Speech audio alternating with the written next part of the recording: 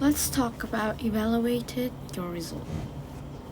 Okay, after gathering all the potential research source from an internet search, it is important to evaluate the accuracy, reliability, and verifiability of each source before we use facts from it to put it in a writing.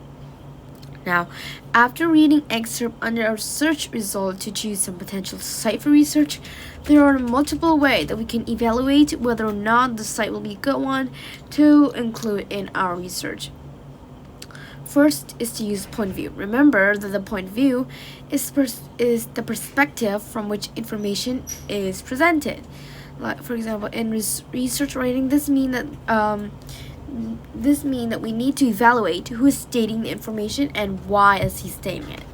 So, for example, if we have found a website about effective methods for treating cancer, one result might come from an organization that uses one particular method to treat cancer and that make profit by providing this treatment. Now, there is potential but not definite bias in this information from the site because they make money by providing this type of treatment. Okay, another site may talk more broadly about the pros and the cons of variety of treatment options. So just by this, you know which one would be a better source to use. Okay, so where can we find source information? Well, internet sites are often the most difficult to evaluate in terms of what person or organization is providing the information because there are like 1,000 web on this. So, on any given web page, we just need to be prepared to look in a variety of places in order to evaluate the sources. Sometimes the home page can provide this information, but it can also be found at the bottom of many web page on an About Us or Contact Us page. Or if we're lucky enough, then the author of the company that provides the information will be listed in the title of the page. Another way is to use domain. A domain on the internet is a way of referring to the category or type of source from which the information comes from. The domain .org, for example, refers to organizations like research institution for non-profit charities because to the very nature certain domains tend to be more reliable for internet-based research. Or we can use edu.edu. This domain of the internet refer to sites that come from educational source, such as college or university, that spend more time verifying the information. Now, often the information posted by the domain .edu website has been read by multiple experts, and they are revised by multiple experts and then published for us to read. So for this reason, information coming from the .edu domains tend to be more reliable for research, even though it is not guaranteed to be reliable. But it is revised by multiple experts before it is published to us, so that's why it is more reliable. Another domain to use is .gov, which this domain of the internet referred to sites that come from the governmental sources. Before government sources such as a town, city, or state website, then they will publish information that they pay expert to produce or review the information for accuracy.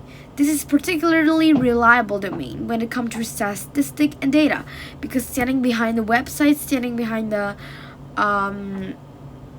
text here, the government is behind it. So that make it very reliable, very reliable.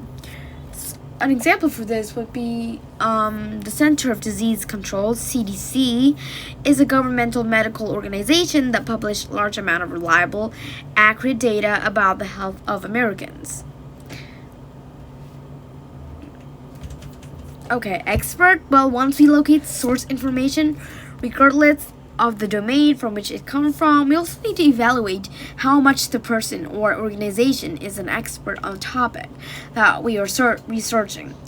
By citing expert sources in our research, we greatly improve the quality of our writing.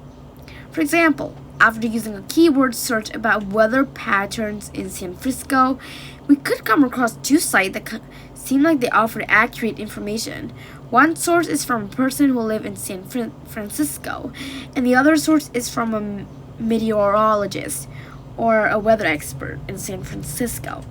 Okay, so both sites here may provide accurate information, but we would likely want to use the meteorologist site because he or she is an expert on weather, while the other person may just be summarizing what he or she is seeing or observe in the weather without being an expert on the pattern in the weather. So that's it. You just have to evaluate your result. First of all, you can use point of view to see who is writing this, who's stating all this information. That's the first. And second is to use domain. Domain like .edu, .gov is very reliable, and you can trust in that because behind it are the government, behind it are school, college, or universities. So they are reliable, and you can trust them, trust all the fact in there to put it in a writing.